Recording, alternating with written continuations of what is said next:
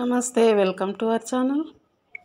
చేపల పులుసు కోసం అయితే నేను ఒక 2 టేబుల్ స్పూన్ల ధనియాలు, అలాగే 2 టేబుల్ స్పూన్ల నువ్వులు, ఒక 3 లవంగాలు, కొంచెం షాజీరా, అలాగే మెంతులు ఒక పావు టీ స్పూన్ వరకు వేసి, జీలకర్ర ఒక హాఫ్ టీ స్పూన్ ఇవన్నీ ఇట్లా ఫ్రై చేసి పెట్టుకున్నా. ఇవి చల్లారిన తర్వాత మిక్సీ పట్టేసుకుందాం. ఇంకా ఇక్కడైతే ఉల్లిపాయ కూడా ఒక మీడియం సైజుది ఇట్లా ఫ్రై చేసి పెట్టుకున్నాం. మరీ కంప్లీట్గా కాకుండా కొంచెంగా ఒక 7-8 బాదం పలుకులు కూడా తీసుకున్న ఇందులోకి మిక్సీ పట్టుకోవడానికి. అలాగే చింతపండు అయితే ఒక నిమ్మకాయ సైజ్ అంత చింతపండు కూడా నానబెట్టి పెట్టిన.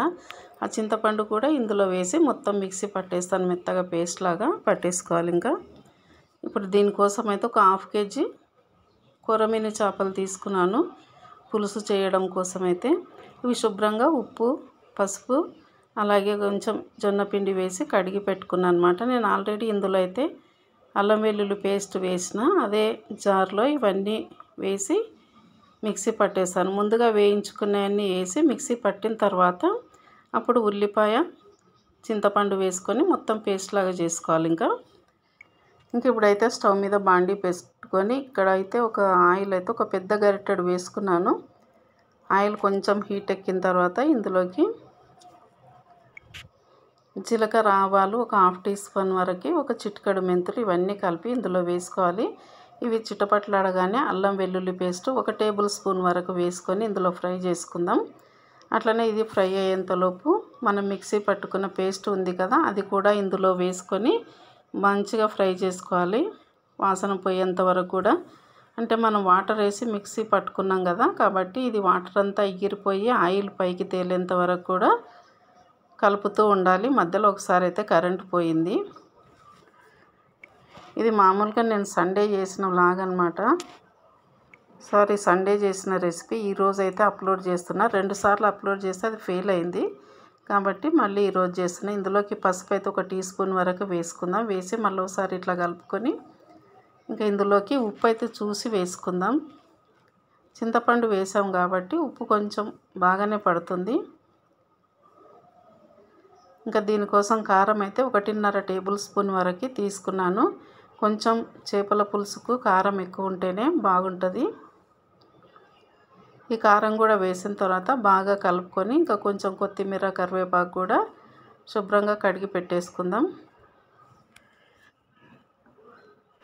ఇంక ఇలా చేసుకున్న చేపల పులుసు అయితే వైట్ రైస్లోకి, చపాతీ, జొన్న రొట్టెలోకి ఎందులోకైనా బాగుంటుంది తినడానికైతే.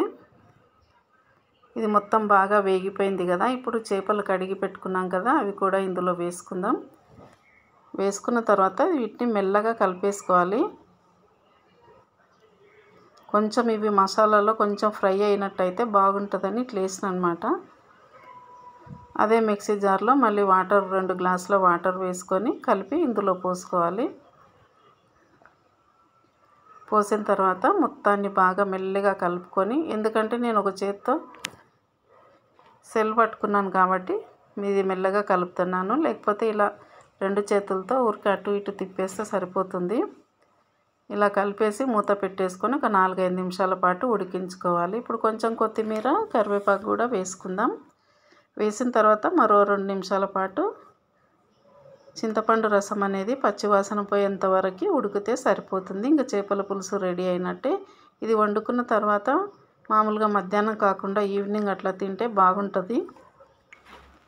ఇంకంతే, చేపల పులుసు అయితే రెడీ అయిపోయింది. చూశారు కదా, నచ్చితే ఒక లైక్ ఇవ్వండి. మరీ దగ్గరికి కాకుండా, మరీ పలసగా కాకుండా ఈ విధంగా చేసుకుంటే చపాతీలోకి అద్దుకోవడానికి టేస్ట్ అనేది చాలా బాగుంటుంది. నచ్చితే ఒక లైక్ ఇవ్వండి.